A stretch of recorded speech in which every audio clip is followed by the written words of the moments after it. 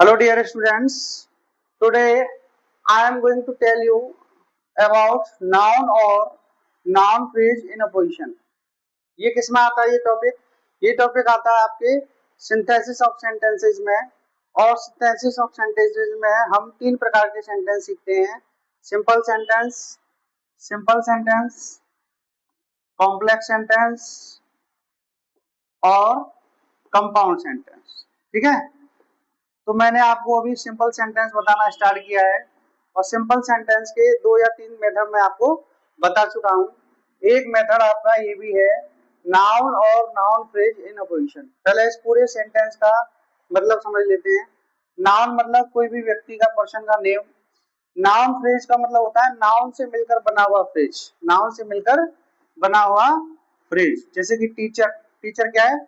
Noun है, लेकिन इसके साथ में कोई शब्द ऐड कर दूं तो ये नाउन से मिलकर बना हुआ पूरा फ्रेज हो गया। और इस फ्रेज को क्या कहेंगे हम? Noun phrase. क्या कहेंगे?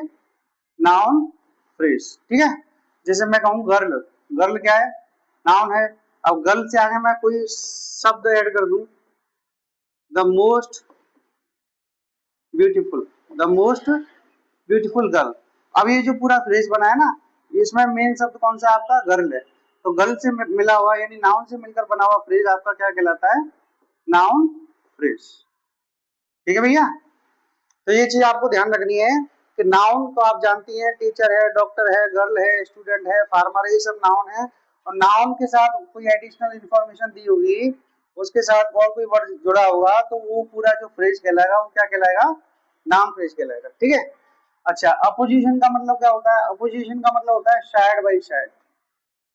Side by side by side. ठीक है, साइड बाई साइड का मतलब होता है नाउन के बगल में आपको नाउन फ्रेज को लिखना है। नाउन के बगल में नाउन फ्रेज को लिखना है और नाउन फ्रेज आपके नाउन की विशेषता बताएगा, डिस्क्रिप्शन देगा। कैसे देगा वो एग्जांपल से समझते हैं। जैसे कि मैंने एग्जांपल लिखा,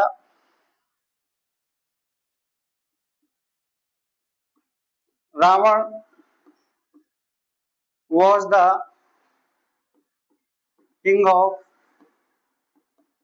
Lanka. Ravan was the king of Lanka. Full stop. He kidnapped Sita. उसने सीता का हरण किया। अब इसको कंबाइन करना है कि रावण लंका का राजा था, उसने सीता का अपहरण किया। अब इस सेंटेंस में रावण का डिस्क्रिप्शन क्या है? रावण की एडिशनल इंफॉर्मेशन क्या है? रावण की एडिशनल इंफॉर्मेशन है किंग ऑफ लंका। ठीक है। अच्छा, रावण ने एक्शन कौन सा किया है? किडनैप करने का। तो ये उसका एक्शन है। ये उसका क्या है? एक्शन है। और ये उसका नाउन फ्रेज है, यानी एडिशनल डिस्क्रिप्शन है। एडिशनल डिस्क्रिप्शन है, नाउन की विशेषता बताई गई है ना। तो रावण जो क्या था? लंका का राजा था। उसने क्या किया? किडनैप किया। किसको? सीता को। हम इसको बनाएंगे रावण। अब इसके बगल में इसका डिस्क्रिप्शन लिखेंगे, comma the king of Lanka. फिर से कॉमा लगाएंगे। अब ये जो नाउन फ्रेज आ रहा है ना, ये वाला नाउन फ्रेज, ये नाउन फ्रेज विशेषता बता रहा है किसकी? रावण की, है ना। ये नाउन है। तो देखिए, ये अभी मैंने लिखा था यहाँ पे नाउन और नाउन फ्रेज इन पोजीशन, है ना, लिखा था ना। तो ये जो नाउन फ्रेज है, इस नाउन की विशेषता बता रहा है। रावण जो कौन था? लंका का राजा था। उसने कौन सा काम किया? उसने किडनैप्ड सीता। उसने सीता का अपहरण किया। ठीक है। तो जो एक्शन होता है उसको डिस्क्रिप्शन नहीं बनाते, डिस्क्रिप्शन हमेशा नाउन फ्रेज को ही बनाते हैं। ठीक है। एक क्वेश्चन और देख लो। जैसे कि मैंने लिखा, Mohan is the most intelligent boy in the class. In the class, full stop, he is my friend. He is my friend. अब इसको हमें कंबाइंड बनाना है और इसका एक क्या बनाना है? सिंपल सेंटेंस बनाना है। ठीक है। तो मोहन, अब मोहन की विशेषता क्या है? मोहन की विशेषता है कि वो एक तो इंटेलिजेंट बॉय है, और दूसरी विशेषता ये भी है कि वो मेरा फ्रेंड है। इसमें कोई भी एक्शन नहीं हो रहा है, मोहन ने कोई एक्शन नहीं किया है, दोनों ही उसके डिस्क्रिप्शन है, ये वाला भी और ये वाला भी। तो आप किसी एक को आप पहले लिख सकते हैं मोहन के साथ। तो मान लो मैंने कहा कि मोहन कॉमा, ये वाला डिस्क्रिप्शन लिख दिया, the most intelligent boy in the class, the most intelligent boy in the class. Mohan जो कि कक्षा का सबसे होशियार लड़का है, वो कोई और नहीं है, वो क्या है? Is my friend, is my friend, वो मेरा क्या है? दोस्त है। तो ये जो नाउन फ्रेज दिया है ना, ये पूरा नाउन फ्रेज किसकी विशेषता बता रहा है? इस नाउन की विशेषता बता रहा है ये पूरा क्या? नाउन फ्रेज, ठीक है। और बाकी का जो दूसरा प्रेडिकेट है, पार्ट है, उसको हम एज इट इज लिख देंगे। तो इज माई फ्रेंड को हमने एज इट इज लिख दिया, ठीक है। तो इस तरीके से हमें नाउन और नाउन फ्रेज को मिला करके एक सेंटेंस बनाना है, ठीक है। एक क्वेश्चन और देख लेते हैं और थोड़ा सा क्लियर कर लेते हैं।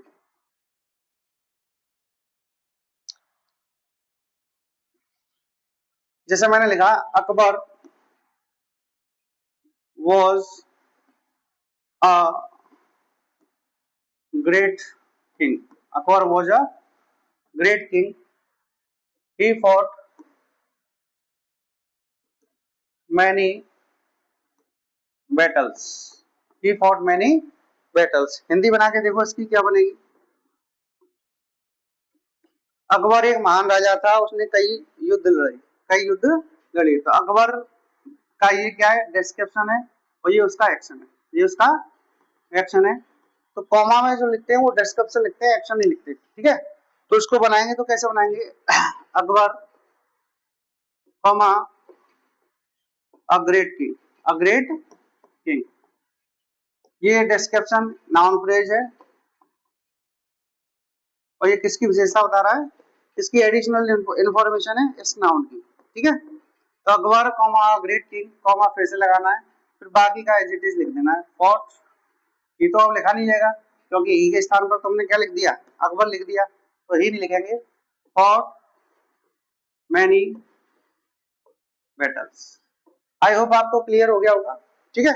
चलिए अब इसकी एक हल्की सी एक्सरसाइज करके देख लेते हैं जल्दी जल्दी, जिससे हमारा प्रैक्टिस भी अच्छी तरीके से हो जाए। देखिए, ये आपकी प्रैक्टिस वाली एक्सरसाइज है, और इसमें 13 क्वेश्चन है, मैं आपको 10 क्वेश्चन कराऊंगा, ठीक है।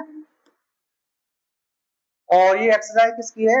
नाउन और नाउन फ्रेज इन अपोजिशन, जो टॉपिक मैंने अभी आपको सिखाया है उसी की एक्सरसाइज है, ठीक है भैया। चलिए, तो पहला सेंटेंस पढ़ते हैं। Here is my sister in law, sister in law का मतलब क्या होता है? साली होता है। Here is my sister in law, her name is Nidhi, उसका नाम क्या है?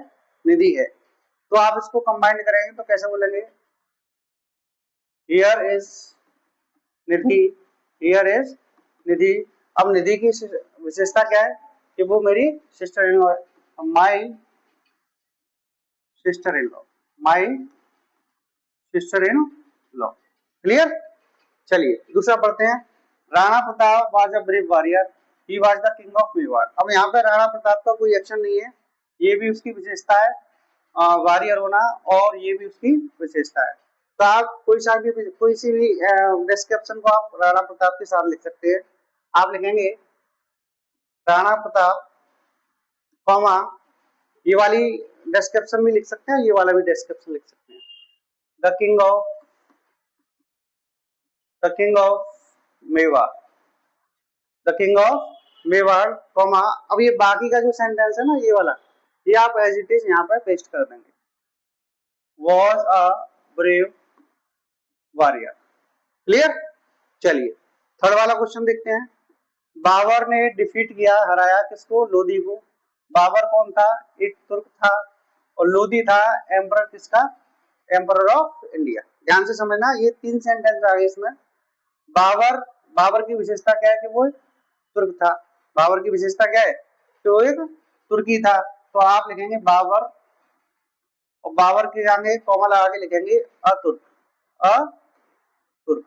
अच्छा, बाबर ने क्या काम किया, अब उसका एक्शन लिखेंगे। बाबर ने डिफीट किया किसको, लोधी को। तो आप लिखेंगे Babur comma a Turk comma defeated Lodi, defeated Lodi. अब लोधी की विशेषता देखो यहाँ पे दी हुई है, द एम्परर ऑफ इंडिया। तो जो लोधी की विशेषता है उसको लोधी के आगे कॉमा लगा के लिख देंगे, the emperor of India. Is that clear? तो इस तरीके से आप 3 सेंटेंस वाले सेंटेंस को भी बना सकते हैं जिसमें 3 सेंटेंस दिए गए। फोर वाला देखते हैं। फोर वाला है, doctor Radha Krishnan was the president of India, he was a great philosopher, he was a great philosopher. अब इसमें भी देखो, डॉक्टर राधा कृष्णन नाउन है, ये उसका डिस्क्रिप्शन है और ये भी उसका डिस्क्रिप्शन है। तो किसी एक को पहले ले लो। डॉक्टर राधा कृष्णन जो कि क्या थे, ग्रेट फिलोसोफर थे, वो प्रेसिडेंट थे किसके, भारत के। ठीक है, या इस वाली डिस्क्रिप्शन को भी ले सकते हैं कि doctor Radha Krishnan comma the president of India comma was a great philosopher. ठीक है, फाइव वाला देखते हैं। Mohan is the only son of his father, he died in an accident. Mohan अपने पिताजी का ओनली सन था, ओनली सन मतलब इकलौता बेटा है। He died in an accident, वह एक्सीडेंट में मर गया। अब मोहन का डिस्क्रिप्शन क्या है, ये डाइड तो एक्शन है, डाइड क्या है, एक्शन है। और मैंने आपको बताया था डिस्क्रिप्शन में उस नाउन फ्रेज को लिखते हैं ना कि एक्शन को। तो ये जो बेटे का जो बेटा जो मरा है ये उसका एक्शन है, उसका डिस्क्रिप्शन नहीं है। मोहन का डिस्क्रिप्शन है ये वाला, the only son of his father. तो आप लिखेंगे Mohan comma the only son of his father, of his father, फिर कॉमा लगाएंगे, फिर यहाँ से आप एज इट इज इसको पेस्ट कर देंगे, died in an accident.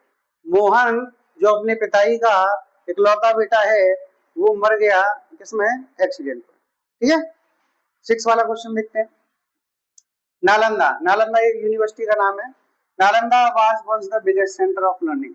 Nalanda कभी सबसे बड़ा केंद्र हुआ करती थी लर्निंग का, ज्ञान का। It is now heap of ruins, अब वह एक खंडर का ढेर है, खंडर का ढेर है। अब नालंदा का देखो इसमें कोई एक्शन हो रहा है नहीं हो रहा है, ये भी उसका डिस्क्रिप्शन है और ये भी उसका डिस्क्रिप्शन है।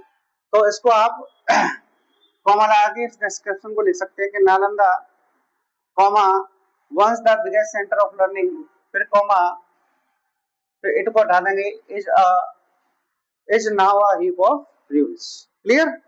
चलिए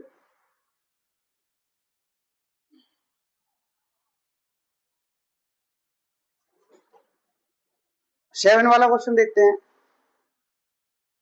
mister Saxena is our principal. Mister Saxena हमारे प्रिंसिपल है, वह बहुत ही लर्न है, लर्न मतलब विद्वान है। तो मिस्टर सक्सेना उनकी विशेषता क्या है, उनकी विशेषता के भी बहुत ज्यादा विद्वान है। हालांकि विशेषता उनकी ये भी है, लेकिन जो रियल डिस्क्रिप्शन होता है उसको बाद में लिखते हैं, जो अनरियल होता है उसको पहले लिखते हैं। तो आप लिख सकते हैं मिस्टर सक्सेना कॉमा, फिर आप लिख सकते हैं very learn comma is our principal. Clear? Eight वाला देखते हैं। Shahjahan, Shahjahan was a great Mughal emperor, he built the Taj, it is the finest building in the country. ये भी सेंटेंस आपका 3 सेंटेंस से रिलेटेड है, 3 सेंटेंस है इसमें। शाहजहां, अब शाहजहां की विशेषता क्या है कि वो एक ग्रेट एम्परर था, तो इसको आप कॉमा लगा के लिख देंगे। ठीक है, Shahjahan comma a great Mughal emperor comma, और उसने क्या कहा, एक्शन क्या किया है, उसने ताजमहल को बनवाया है, तो ये आपको ही हटाना पड़ेगा, कॉमा बिल्ड द ताज। अब ताज का डिस्क्रिप्शन क्या है, ताज का डिस्क्रिप्शन देखो यहाँ पे दिया हुआ है, ये उसकी एडिशनल इंफॉर्मेशन है, तो आप इसको इट को भी हटा देंगे और इसको भी हटा देंगे। ठीक है, तो आपका आंसर क्या बनेगा, शाहजहां जो एक बहुत बड़ा मुगल एम्परर था, ठीक है, कॉमा बिल्ड द ताज, उसने क्या किया, ताज को बनवाया, और ताज क्या है, ताज है finest building of the in the country. Clear? Nine वाला देखो। I have never been to Mumbai, मैं मुंबई होकर कभी भी नहीं आया हूँ। It is the biggest sea port of India, यह दुनिया का सबसे बड़ा बंदरगाह है। ठीक है, अब ये जो बंदरगाह वाली जो डिस्क्रिप्शन दी हुई है वो किसकी है, आई की है या मुंबई की है, मुंबई की ना। कुछ नहीं करना है तो एज इट इज लिख दो, I have never been to Mumbai comma, इसको हटा दो इट इज को कॉमा। अब ये इसका जो मुंबई का डिस्क्रिप्शन है वो यही तो है, तो इसको कॉमा लगा के लिख दो। तो आंसर बनेगा I have never been to Mumbai comma the biggest sea port of India. Clear. चलिए 10 वाला क्वेश्चन देखते हैं। Kalidas was the great Sanskrit poet. Kalidas की ये डिस्क्रिप्शन दिया हुआ है। अच्छा एक डिस्क्रिप्शन इसका और दिया हुआ है कि उसने शाकुंतलम के वो ऑथर थे। अब दोनों डिस्क्रिप्शन हो तो किसी एक को आप पहले लिख सकते हैं। तो आप लिख सकते हैं कालिदास जो ऑथर थे किसके, शाकुंतलम के, वो एक ग्रेट संस्कृत पोएट थे, ऐसे भी लिख सकते हैं। ऐसे भी लिख सकते हैं कि कालिदास जो एक ग्रेट संस्कृत पोएट थे comma the author of Sanskrit Shakuntalam, Shakuntalam के ऑथर भी थे। तो आप ऐसे इसको कैसे भी कर सकते हैं। तो हाल फिलहाल मैं इसको ऐसे लिख देता हूँ, Kalidas comma a great Sanskrit poet comma was the author of Shakuntalam. Clear. चलिए 11 वाला क्वेश्चन देखते हैं। Nehru was a great statesman. Nehru एक बहुत बड़े राजनीतिज्ञ थे और he was the first prime minister of India. दोनों ही डिस्क्रिप्शन है, ये भी है और ये भी है। तो इसको कॉमा लगा के लिख दो, वॉज को उठा दो। तो Nehru comma great statesman comma was से लेके एज इट इज। ठीक है। Mahatma Gandhi was a lover of peace, ये इसका डिस्क्रिप्शन है। He had once been a lawyer, ये भी उसका एक डिस्क्रिप्शन है। और प्रीज्ड ये उसका एक्शन है, ये इसका क्या है, एक्शन है। तो एक्शन वाले को हम सबसे लास्ट में लिखेंगे। तो हम लिखेंगे Mahatma Gandhi comma a lover of peace, फिर कॉमा लगा लेंगे, ये दोनों वर्ब हट जाएंगे, comma once been a lawyer comma फिर इसे ही को हटाते हैं, ही प्रीज्ड नॉन वायलेंस। तो आपका आंसर बनेगा महात्मा गांधी जो एक शांति के पुजारी थे और कभी एक लॉयर भी रहा करते थे, उन्होंने प्रीच दिया, प्रीच मतलब भाषण दिया, उपदेश दिया नॉन वायलेंस के ऊपर, अहिंसा के ऊपर। क्लियर। 13 वाला क्वेश्चन देखते हैं। Mathura is a place of pilgrimage, ये मथुरा का डिस्क्रिप्शन है। अच्छा ये स्टैंड कहाँ पे है, स्थित है आपकी यमुना रिवर पे। जो मथुरा शहर है, पिलग्रिमेज का मतलब होता है तीर्थ, तीर्थ यात्रा है ना, तीर्थ कह सकते हो। तो मथुरा एक तीर्थ स्थल है जो कि यमुना के किनारे स्थित है। और यमुना का डिस्क्रिप्शन दिया हुआ है कि the holiest river in India, Bharat की सबसे पवित्र नदी है। तो कैसे बनाएंगे, मथुरा कॉमा लगाओ, a place of pilgrimage comma लगाओ, स्टैंड, ये आपका एक्शन आ गया ना। तो स्टैंड ऑन द यमुना, अब यमुना के आगे उसका डिस्क्रिप्शन लिख लो यहाँ तक कॉमा लगा के, the Yamuna comma one of the holiest river in India. ठीक है। तो इस तरीके से आप सारे क्वेश्चंस कर सकते हैं। और भी देख लेते हैं, एक दो क्वेश्चन और होंगे, क्वेश्चन 20 है इसमें, चलो देख लेते हैं जल्दी जल्दी।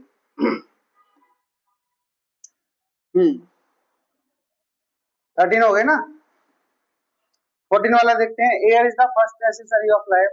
एयर का पहला डिस्क्रिप्शन ये दिया हुआ है और दूसरा डिस्क्रिप्शन ये दिया हुआ है। तो इसको कॉमा लगा के लिख दो, air comma the first necessity of life comma it को हटा दो, is a gift, free gift of nature. ठीक है। 15 वाला मिल्टन, इसका पहला डिस्क्रिप्शन ये दिया हुआ है, अ फेमस इंग्लिश पोएट, ये उसका नाम फेस दिया हुआ है और ये ब्लाइंड हो गए है ना। तो मिल्टन जो एक क्या थे, इसको कॉमा लगा के लिख दो, comma a famous English poet comma became blind. Education is an instrument of power, ये इसका डिस्क्रिप्शन दिया हुआ है, नाम फ्रेज दिया हुआ है।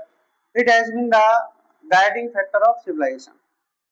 तो आप इसको सिंपली बनाएंगे, education comma an instrument of power comma has been as it is, पूरा। ठीक है, सिंपल है, ज्यादा डिफिकल्ट भी नहीं है। कालिदास रॉट, ये देखो एक्शन आ गया, एक्शन आ गया ना। तो कालिदास ने लिखा क्या, शाकुंतलम, वो क्या थे, ग्रेट पोएट और ड्रामाटिस्ट थे। तो अब इसको ऐसे लिखना पड़ेगा, कालिदास कॉमा, अब ये इसका डिस्क्रिप्शन है, ये नहीं है, ध्यान रखना, अगर ये लिख दिया तो फिर गड़बड़ हो जाएगा। ठीक है, इस कालिदास का डिस्क्रिप्शन ये है। तो Kalidas comma a great poet and dramatist, Kalidas जो कि एक महान कवि भी थे और एक महान नाटककार भी थे, कॉमा रॉट द शाकुंतलम, इसको हमें एज इट इज यहाँ पे लिख देना है। ठीक है। चलिए 18 वाला पढ़ते हैं।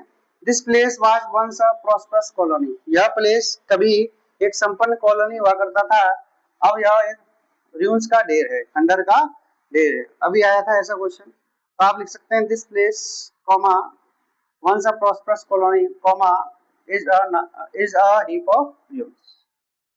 19 क्वेश्चन है शेक्सपियर रॉट एक्शन आ गया आपका, एक्शन को बाद में लिखेंगे, तो पहले शेक्सपियर की डिस्क्रिप्शन लिखनी पड़ेगी ये वाली। तो शेक्सपियर जो कि क्या थे, ग्रेट ड्रामेटिस्ट थे, कॉमा रॉड जूलियस सीजर। 20 वाला देखते हैं, mister Brown is my teacher, he lives at Rishikesh. Lives आपका क्या है, एक्शन है, एक्शन को बाद में लिखेंगे, डिस्क्रिप्शन को पहले लिखेंगे। तो मिस्टर ब्राउन इसका नाम फिर क्या बनेगा, माई टीचर, तो इसको कॉमा लगा के लिखा जाएगा, Mr Brown comma my teacher comma ही को उठाना पड़ेगा, लिव्स एट ऋषिकेश। क्लियर।